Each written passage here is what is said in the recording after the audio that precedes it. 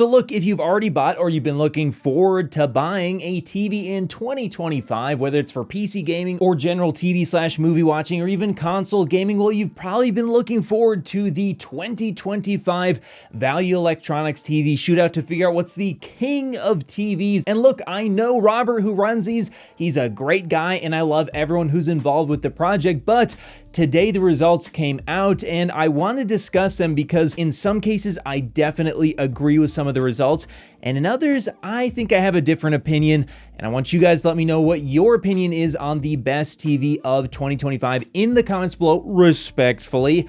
Well, let's move into it. So they released the results and once again, Sony has won. Is it a conspiracy? No, I don't think so. I'm about to release a review on the Bravia 8 Mark II, their brand new QD-OLED TV, and it is an incredible TV. And in my opinion, yes, it does deserve the best TV award, specifically for watching movies in a dark room. And we'll get into that. However, let's take a closer look at the results here, as there's one thing that really I find very strange. So when you take a look at the contrast, the color, the processing, all of this definitely makes sense to me. Yeah, I'd give things a little bit different scoring after reviewing the G5, the S95F, and the Bravia 8 Mark II. However, there's one category that I find just very bizarre, and that's the bright living room scoring here. Look, QD-OLED, and in my opinion, this is just totally undeniable.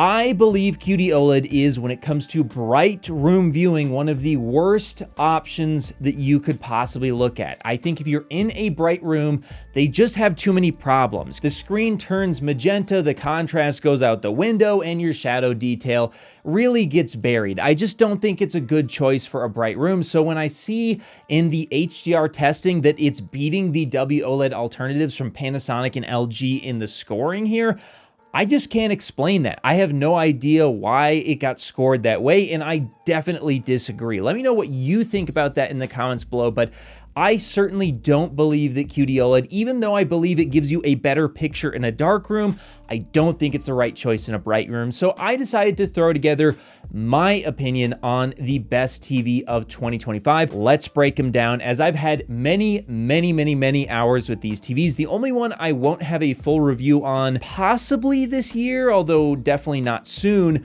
is the Panasonic. So keep that in mind. However, let's take a look here at my breakdown. Now, on my categories, I included brightness, color, near black performance, motion, bright room performance, viewing angles, and gaming. As personally, I feel like these are going to be the most impactful to all of my viewers, as well as other people who are actually looking to purchase a TV. So let's start off with brightness.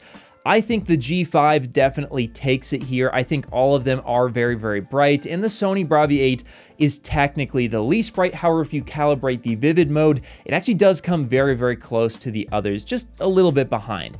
In terms of color, I believe that the Sony Bravia 8 II and the S95F are the clear winners here, simply because although the new 4-layer design from LG Display does get the Panasonic and the G5 closer to QD-OLED, QD-OLED still has superior color. I think it deserves the win on both of those displays. In terms of near black performance, from what I've seen, I believe that the Sony Bravia 8 is the best here. What I do know is that the LG G5, especially when hooked up to a PC, has some issues. It has dithering, and it also has some crushing of shadow detail depending on the source that it's being fed.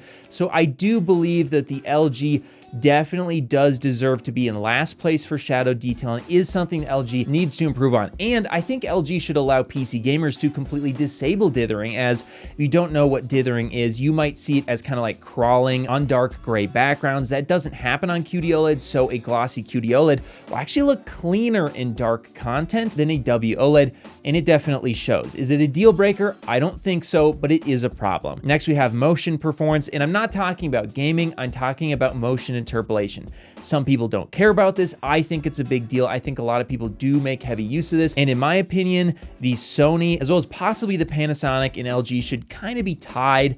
I think that they all have pretty good motion performance, but there's one that has really bad motion interpolation, at least when I tested them, and that was both the S95F as well as the S90F. Samsung had horrendous motion interpolation to the point where it was unusable for me, even on the lower settings. I just couldn't use it, and for me, that made the S95F and the S90F a TV that I didn't personally want to buy for my use, even though they are great TVs overall, because I just use motion interpolation for movie watching or TV watching enough where that would be a huge problem, and it just is really bad on these TVs. So next we have the bright room performance, and here is where the LG and the Panasonic absolutely kill it. 5 out of 5 in these categories because, and you can probably see it behind me right now because this is the LG G5.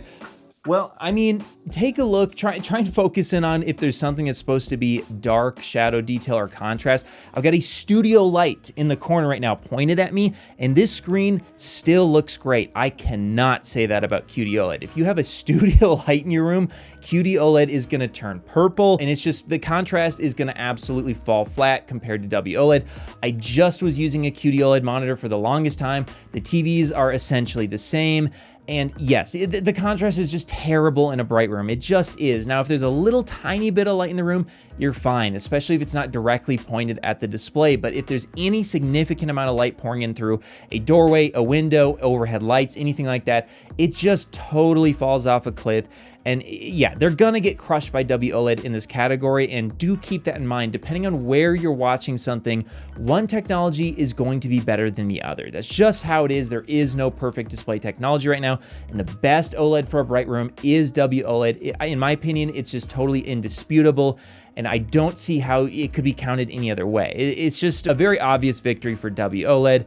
Hopefully that can change in the future, but this is just how it is now. So honestly, not only do I think that the LG and the Panasonic are 5 out of 5s, I think the Sony Bravia 8 is a 3 out of 5, and I think the Samsung S95F is a 2.5 out of 5. I think it's just way behind because not only does it have the lighting up magenta problem and terrible contrast in a bright room, but it also has a matte panel which spreads it out even further across the screen if any light hits it, further destroying the contrast. So I really think the S95F would be, in my opinion, a really poor choice for a bright room. I know some people in certain situations do like how the matte coating gets rid of reflections specifically. It diffuses them and spreads them out rather than them being defined reflections.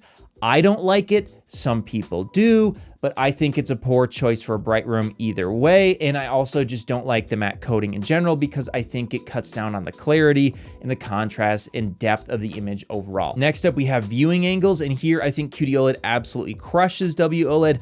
W-OLED still, while, you know, look, all OLED has great viewing angles compared to like mini LED or LCD, etc. However, the W-OLED panels, they have some green tinting off angle, and that just doesn't happen with QD-OLED. QD-OLED basically has perfect viewing angles. So yeah, the Sony and the Samsung crush LG panels in these scenarios, and that's why in a lot of cases darkroom viewing QD-OLED is going to be better.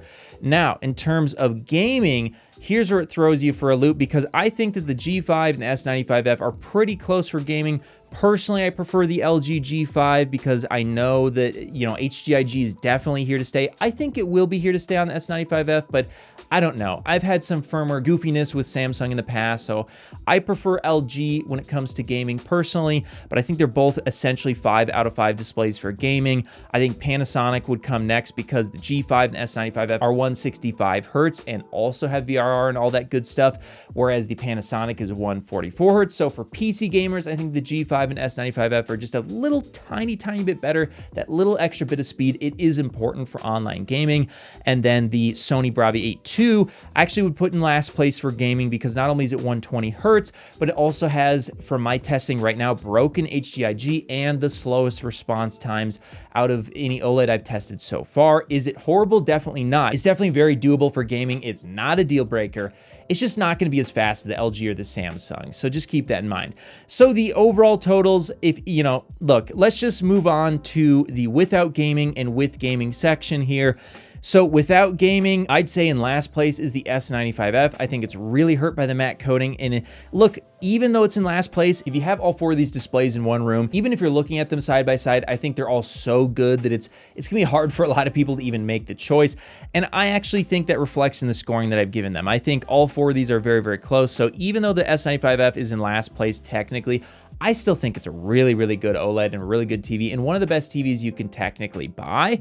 And so it comes in with a 3.83, just a tiny bit ahead would be the LG G5 with 3.92, and then in second place, the Panasonic with 4.26, and then in first place, and this is without gaming, this is kind of like specifically for watching movies, 4.33. So all four very, very close, but I think the Bravia 8 Mark II takes a very slight lead, in my opinion, when it comes to watching HDR TVs, movies, etc. I just feel like the picture, the depth, the accuracy, the colors, everything about it is just, it's so spot on. Is it perfect? No, it does have some issues. It kind of has some sort of like permanent tone mapping that you can't quite ever disable. It has some other things that I don't love, but as a whole, I feel like it's just such a good TV that I would give it to that without gaming. But if you're including gaming, whether it's PC gaming or console gaming, here's what I think it should look like. And they get even closer here. In last place is the S95F. Now, I will give you a disclaimer for PC gaming specifically, and only PC gaming, it's definitely a better choice than the Bravia 8 Mark II, but for console gaming, I think it's less important. You're locked at 120 Hertz either way. That's why it's technically last, but look, it could be first for you. I think just barely ahead is the LG G5. For the overall display quality, including gaming, I think in second place is the Bravia 8 Mark II, and then in first place should probably be the Panasonic Z95B, but as you can see, the scoring is extremely tight when you include gaming in the thing. So my opinion is overall, I would give the best TV for watching movies in a dark room the Sony Bravia 8 Mark II. I think the Panasonic should be a very, very close second. If you're in a bright room for watching movies, the Panasonic should win. I think overall for gaming specifically, especially if you're gonna do PC gaming, the G5 should win. And I think in a very, very tight close second, the S95F should win. But to be honest with you, I could definitely see why someone would say one thing or the other. So with that being the case, let me know in the comments below how you would rate them. I wanna see how other people are kind of comparing and mixing and matching their scoring. Let me know your scoring in the comments below by using my videos charts as a template, and I'll try and respond to you down there. But in my opinion, I do really feel like the bright room OLEDs should be a W-OLED. I don't see how QD-OLED could possibly ever even get close to W-OLED in a bright room, but again, that's just my opinion. So congratulations to Sony for winning the best TV, both from Value Electronics as well as for me when it comes to movie watching. And congratulations to LG and Panasonic for having the best bright room, and LG for having the best PC gaming monitor, in my opinion. And for everything else display related, make sure to get subscribed here on The Display Guy. And hey, I'll have affiliate links to all these TVs in the description below. Whether you're looking to connect a new console, gaming PC, or just need a fast and reliable HDMI cable to connect over long distances, Rupro has you covered with their certified 8K HDMI 2.1 fiber optic cable, available in sizes up to 50 feet and can deliver a perfect full 48 gigabits per second connection over distances other cables could only dream of reaching. And now Rupro's offering a new detachable and upgradable pure fiber cable that sends the same 48 gigabits per second signal through its ultra thin and flexible housing, making it easier to route through walls. So if you're in the market for a cable that can drive a beautiful new TV or monitor, be sure to check out Rupro on Amazon today.